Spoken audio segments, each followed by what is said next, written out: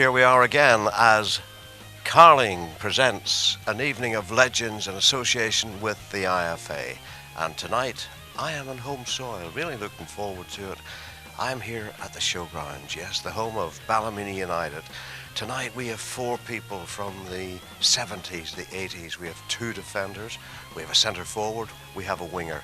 And two of those players both scored goals, which helped United to Irish Cup success. I'm going to enjoy this.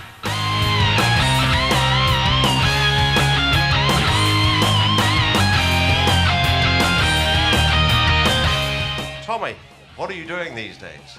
I'm at Queen's. And I don't mean to go to Queen's. Mature student. Yeah. No, I take a coaching up at Queen's. Still coaching, still involved up there. I don't run the team, but I enjoy it. Still enjoy involved in it. And Dessie, what are you doing these days? At the minute, Jackie, I'm refereeing the Irish League. Last 5 seasons, I think. Trying to keep myself fit. That's the only reason really why I'm doing it. I can't do no football no more, no five-a-sides. What took you to refereeing rather than coaching or managing? Well, I was a qualified ref when I was at Ballymena. I actually done the course when I was at Ballymena as a player.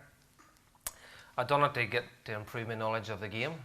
Really, I think it's a good thing. I think a lot of players, if you ask 90% of the players today, they couldn't tell you the laws of the game. Some of them know are quite dense in the fact. So I done it myself personally to further my career as a player. I know it sounds silly, but I think if you have better knowledge of the game, it does make you a better player. Well, I saw you playing at that time, and I'm not that sure. But anyway, hey. But unfortunately, when I stopped playing, I done it and then progressed through the ranks quite quickly. Paul Hardy, what are you doing these days? Jack, I'm so-called director of football down at Untitled Old Boys in the Amateur League. Larntag Old Boys, I'm a director of football. Eddie Russell's my boss. Is that right? No, Eddie's down there as well, obviously. There's quite a big Ballymena connection down there. So, Tommy carries a sponge and treats orthopaedic surgeons. What exactly do you do? I take messages from the players to the committee and then carry the balls back to them, whatever they need, basically. I'm a gopher. Apart from playing golf, what are you doing these days?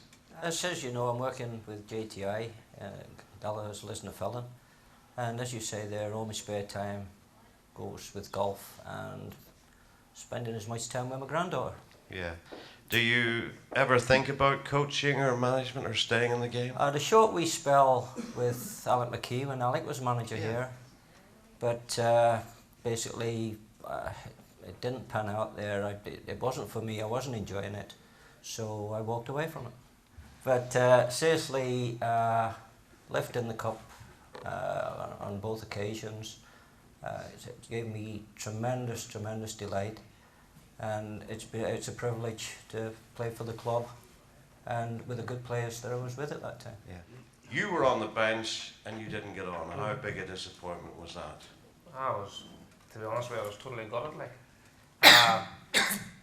Paul wasn't coming off. It was Lindsay Curry was coming off on the day. So I haven't told Now you. they tell you. I knew that. I was going to come back and check it. On the day, I think the occasion got to a lot of our players. I know it was a poor final, but I'd be quite vocal when I was on the bench, and I was saying to Alec, whole way through the second half, if you put me on, I'll score. I used to say that to him all the time. And the funny thing was, I always scored against Larne. Larne was one of my lucky teams, and I knew I always scored, and I kept saying to him, for God's sake, put me on. So he warmed me up, and he warmed me up for ages. And I think the disappointing thing about the whole thing was he was shouting on me for about 2 minutes, but I was that busy watching the match, I didn't come up. So I think if I'd come up 2 minutes earlier, I would have been on. Graham, let me go right back. How did you end up at Ballymena, and which manager was it brought you here? What year was it? Alan Campbell, around 78, 79. Alan Campbell had just taken over, and he basically gutted the team at that time. There was Ballymena. We were very fortunate at that time that there was a certain gentleman that was very free with his money, or someone else's money. Well, Was that Mr. McFall? well, Right. the late Mr. McFall. And like I say, Alan was given quite a substantial amount of money to build the team, and it was a great time to be joining Ballymena. You were at Sligo. I was at Sligo at the time. Your manager there was Billy Billy Sinclair. Sinclair, yeah. Yeah. And you won a League of FAI League Championship Yeah. down there. Yeah. Yeah. So, you're from Birmingham or thereabout? Yeah. How did you find yourself in Ireland playing with Sligo? I was over at Cardiff City at the time, and Big John McClelland, Yeah. the Portadown lad, he was at Cardiff at the time too. And it just came about that Billy Sinclair had moved to Sligo. He was building a full-time setup down there, and there was myself and another lad called Chris Rutherford. We got the opportunity. I was at Larne playing under Paul Malone, and that was the year previous to coming here. We won the Ulster Cup at Larne. Yeah. And I had played for Alec before at Chimney Corner and at Larne Alec before I actually moved to England for a year's work. Yeah. And Alec had also picked us for basically the league team. Yes. And he knew what it was all about, and I loved playing for him. He came in. Paul Malone had a bit of. He wanted to sell me, but he wanted as much money for me as he could get. Yes. And there was a sticking block there for a while. But we got round it, and I was delighted to come. And the rest is history, as they say. Yeah. Was Alec always the boss? You had some 6 years here. No, Alec was No, the he boss. wouldn't have lasted that long. No. Alec, Tommy Jackson, Jim Hagan, you know, and Jim was the last one to go. Yeah. You know, I played under. But Tommy was very, very professional as well, Tommy Jackson and Jim. Jim Hagan was actually the first Irish League manager to start the warm-up together. Everybody used to come out and just kick a ball about and do their wee things, bits and pieces. And he brought us all in as a team. And remember, Dessie, going back across the pitch and doing this here, before the cones were out there, 500 cones in the pitch now, so there is. But Jim and us all doing it. He picked us up in Spain from the Spanish coaches. Yeah. And soon after that, even Linfield Law started doing it back and forth to the pitch and all this here. So you're all knackered before you played then? Basically, yeah. Who brought you here, Des? Alec McKee. I won't be able to play the friendly on a Thursday night. Played the friendly on a Thursday night. I think it was Tuesday, maybe a Tuesday night. We played against Chimney Corner. And it was my very first time at an Irish League game. Yeah. And I got played and scored on a sign on a Thursday and played against Korea in the Derby on the Saturday. And as a man says, played under must be 8 or 9 managers. Yeah. I was going to say, what kept you here for 11 years or something it was? Well, that's quite something. When I signed here, Jack, at the start, I signed here.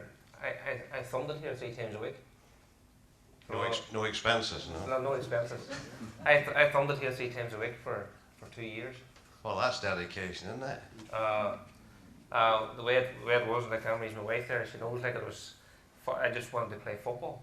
The wages. My first sign here for Ballymena, I signed for £30 a week. That's what I got. And I thumbed it. What year was that?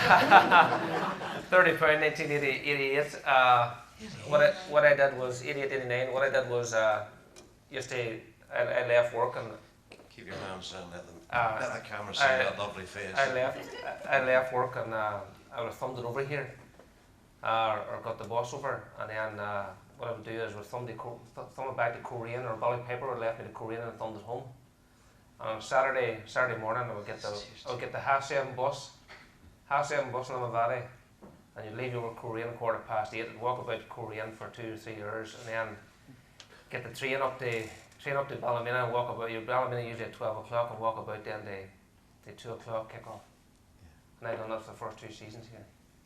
And then Ballymena after that there, I must say, like they bought me a wee money metro car. I was going to say, on £30 a week at that time, you should have had your own helicopter. No, but that's what I did, Jack. I did that because I wanted to play football.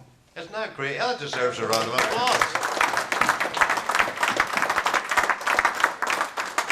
Tommy, who brought you here? I worked with Jimmy Martin, right? And I was Striker I had been at the extraordinaire. Oval. I'd been at the Oval for 2 years, and I played about 60 odd games for the seconds and that, you know. But Peter McParn came to the manager. You know where there's always a turning point in your life. You know this is not the place for you. And pre-season training, I remember it as well. It's still again a Thursday night. There was 23 people training, and he picked 2 teams. And you weren't in them. And I was still on the line. And I thought to myself, this is not looking good. No. And to be honest, it was sort of got it. So, that was anyway. So I went into work the next day. And this is true that Freddie and Jimmy was always bubbly and all that. And I was really gutted about it because I'd been there 2 years, and obviously, and he said to me, don't worry about it. He said, do you want to go to Ballymena? And I didn't even know where Ballymena was. I thought I was going to play in La Liga or somewhere. That's it. But I said, well, I don't know. And he says, look, sure, come up and try it anyway. And I wasn't as dedicated, but as nearly as I lived in Ballysillan in Belfast, so I had to get a bus down into the town, a bus out the shore.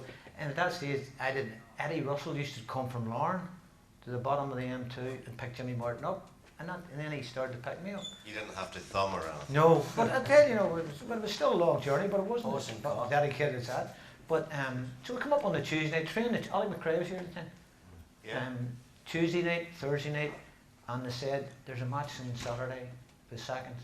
It's at Derry, but we travelled here. And I said, well, sure, I'll go. And I got a train to Derry, played that match behind the Brandywell for seconds.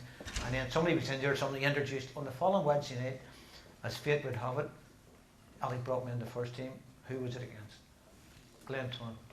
And Peter McParn looked at me, took a second when I was walking along out, and we beat them that night. Paul, did you get much stick in 1989 when you scored the winning goal against your hometown club? Well, let's put it this way, I didn't go home on the night of the final, stayed in Ballymena, stayed in the Lymore House Hotel.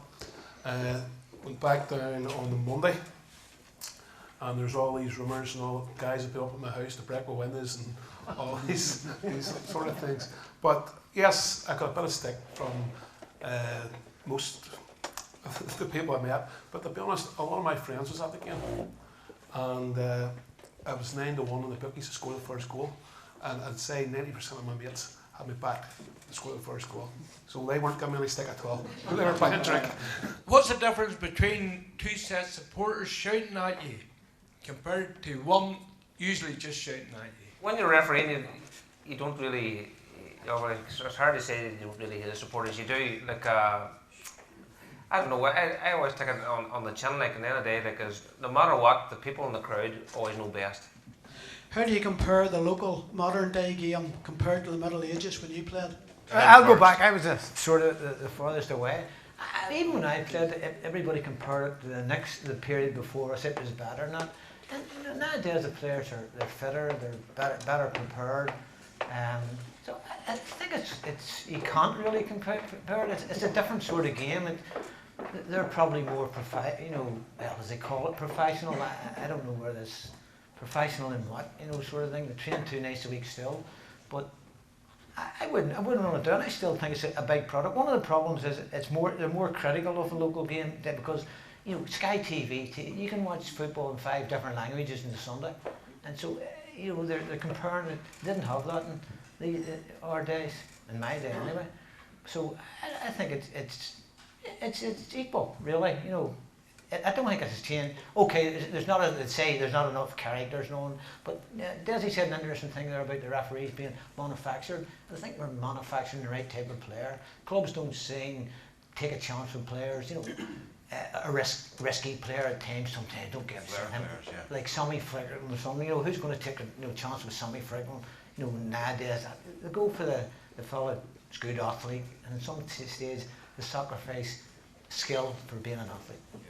Graham, you won 2 Irish Cups in 81 and 84. Which of these 2 ones was your personal favourite? Obviously my personal favourite was the 84 one, for selfish reasons of the goal I scored, to be honest. But like I said earlier on, it was a great privilege and a great honour to be able to be part of the 2 cup-winning teams.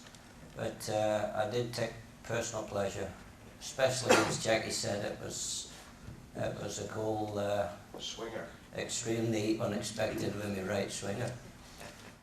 maybe it was a fluke, I don't know, but to me it was a cracker. I was standing in the cup that day, and I remember actually a photograph from one of the local papers that showed the south stand behind, just when you had scored the goal, everybody hands up in the air, brilliant. So I was just wondering, I don't know how many goals you've scored in your career, Graham, but would you say that was the best one you ever scored? For the importance, Nigel, and yes, it was as sweet a volley as what I could have hit there.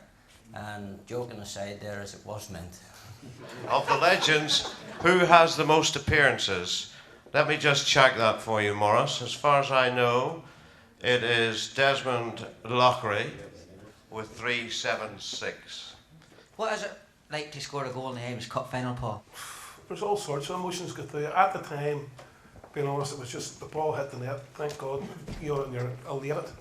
But the day after, Graham will probably agree with me. That's when it sort of kicks in, and whether you like it or not, everybody reads the papers, and you do like to read about yourself the next day. And to be honest, you're just elation, and a very, very proud moment as well. And to be honest, there's a kickback in it for me because Paul Malone had sold me to Ballymena the year previous, and I thought to myself, well, that's payback time. But no, to be honest, I was really, really delighted and very, very proud. And to this day, very proud as well. Why did you make the decision to sign for Coleraine? I had 11 seasons here, and I probably missed training a handful of times in 11 seasons. Out of 2 of those seasons, I was probably hurt. I tore the medial ligament twice, which I think Ballymena were very good to me and looked after me 100%. I was getting tired of the travelling, and just before I left, Ballymena just sacked their manager, and I think it was your man come in and used to look after on the 21s. I can't mind who the manager was going to be, and I spoke to him, and just I wasn't impressed with his idea. Nigel Best. I wasn't impressed with Nigel Best's ideas of the club and the way he wanted to take the club forward.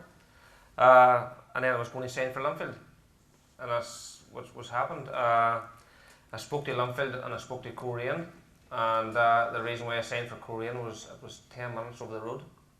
We had 4 children. My wife and I had 4 children, and I was never at home for 4. And I thought Ballymena got the best years of me, and that's the total honesty of it. I was a wee bit injury prone. I went to Coleraine and had a double hernia operation, which I was carrying nearly through the end of my career at Ballymena.